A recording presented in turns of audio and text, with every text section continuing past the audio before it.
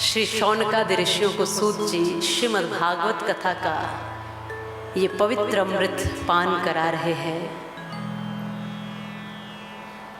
यहाँ भगवान शिव की अपार अनुकंपा से, भगवान कृष्ण और माँ राधा रानी की कृपा से, आप सबके पुण्य कर्मों से, हम सबके जीवन में परमात्मा के अनुग्रह से आज ये भगवत कथा, अमृत कथा यहाँ प्रवाहित हो रही है और हम कुछ कहने का प्रयास कर रहे हैं। इसमें हमारी कोई सामर्थ्य नहीं है। ये कंठ तेरा है प्रभु तुझे समर्पित, ये वाणी तेरी है तुझे समर्पित, ये श्रवण तेरे हैं तुझे समर्पित, ये मन तेरा है तुझे समर्पित, ये आत्मा भी तेरी है, इसलिए तू जैसा जैसा चलाएगा मैं वैसे वैसे चलूँगा। अब यहाँ आकर के मन की मत सुनना, यहाँ आके केवल आत्मा की सुनना, केवल परमात्मा की सुनना। अब कम से कम 7 दिन तो यहाँ के होकर रहना, निश्चिंत होकर के आनंद में।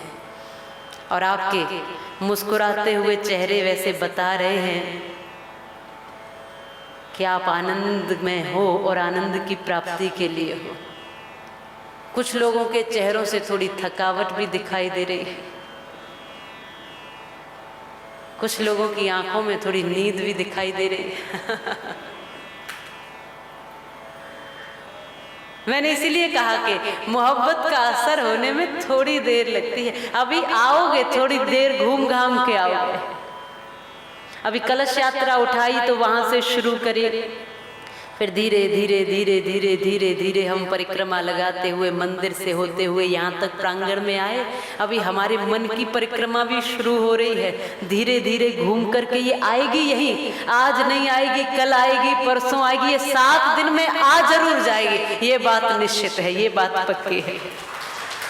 ये मन आ जाएगा, ये कहीं भी भाग ले, ये कहीं भी घूम ले, लेकिन एक समय तो 7 दिन जब बार बार हम प्रभु के सामने आर्त भाव से पुकारे, हे कृष्ण हे कृष्ण हे कृष्ण, तो कृपा जरूर करेंगे। आज नहीं तो कल मेरा मन भी राधा रानी के चरणों में लग जाएगा। अभी मुझे पूर्ण विश्वास है, आज नहीं तो कल, इन 7 दिनों में, इसलिए भरपूर समय हमारे पास है। आज कुछ आ जाएंगे, कल कुछ आ जाएंगे, धीरे धीरे 7 दिनों तक निश्चित रूप से जितने भी यहाँ हैं वो सब प्रभु के चरणों में आ ही जाएंगे, ये मुझे पूर्ण विश्वास है। शौनकादि ऋषि अपनी जिज्ञासा लेकर के सूत जी के चरणों में जाते हो।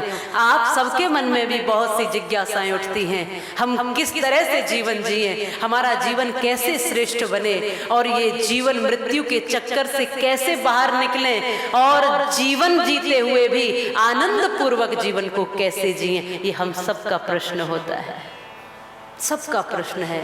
और सूत जी के माध्यम से आज हम सब जो शौनकादि ऋषि श्रोता बनकर बैठे हैं, आप सब भी श्रोता बनकर बैठे हो। आप सबके जीवन में जो जो प्रश्न होंगे, जो जो उलझने होंगी, बांके बिहारी की कथा ये सबको सुलझाती हुई हमें भव से पार ले जाने का प्रयास करती है और हाथ पकड़कर ले जाने का प्रयास करती है। ये आज का दिन तो इस मन को पक्का करने का होता है। एक दिन हम अपने आप को ये टटोले भीतर से कि अभी हम यहाँ आए कि नहीं आए, मेरा मन प्रभु के चरणों में लगा कि नहीं लगा। और अगर नहीं लगा है तो प्रभु से प्रार्थना करो कि प्रभु मैं जिस उद्देश्य के लिए आया हूँ मेरा वो उद्देश्य पूरा हो। मेरे मन के भाव में भी कुछ अपने रंग बखेर दो ताकि मैं भी तेरे रंग में रंग जाऊँ।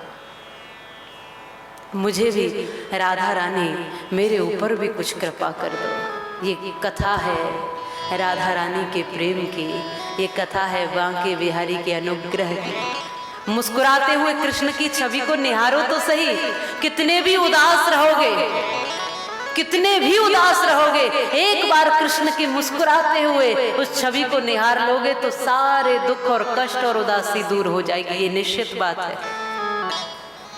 मैं ये जानती हूँ कि आप भी सब बहुत दूर दूर से सफ़र करके आए हैं। निश्चित रूप से शरीर थक जाता है, लेकिन जो मन का आत्मविश्वास है वो अपना कभी नहीं थकना चाहिए, वो बना रहना चाहिए।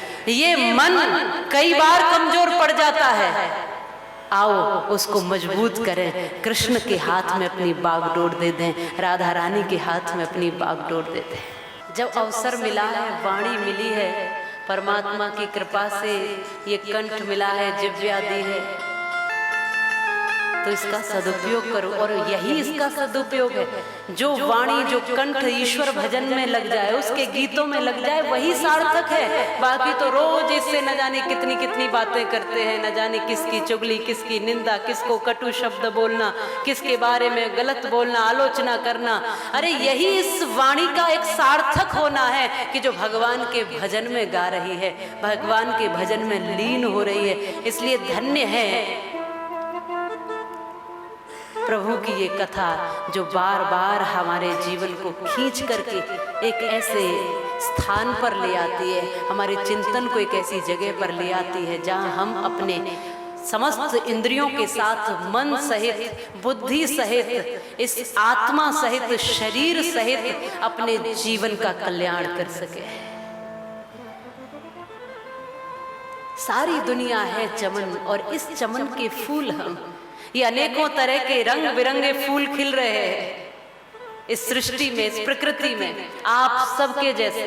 कोई फूल किसी से नहीं मिलता, किसी का रंग किसी से नहीं मिलता, किसी का चेहरा किसी से नहीं मिलता, किसी के अंगूठे के निशान किसी से नहीं मिलते, किसी के विचार भी यहाँ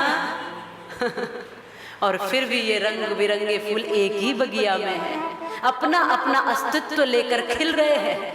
अपने अपनी विचारधारा से हम सब चल रहे हैं, और सब अलग अलग होते हुए भी, अब सबके विचार अलग अलग होते हुए भी, जैसे हाथ की पांचों उंगलियां कोई छोटी बड़ी, आगे पीछे, ऊपर नीचे, सब तरह से होती है, लेकिन हाथ तो एक ही है, मुट्ठी बनती है तो हम सब एक साथ एक जैसे हो जाते हैं। ये कथा भी हमें बिखरे हुओं को, अलग हुओं को, नीरस लोगों को एक साथ जोड़ करके रस पूर्ण कर देती है, आनंदमय कर देती है। इस चमन के फूल हम खिल रहे हैं, ये उसकी कृपा है, और खिलते ही रहना है। यही जीवन का परम उद्देश्य और लक्ष्य है, क्योंकि मुरझाया हुआ फूल ठाकुर जी के चरणों में नहीं चढ़ाया जाता।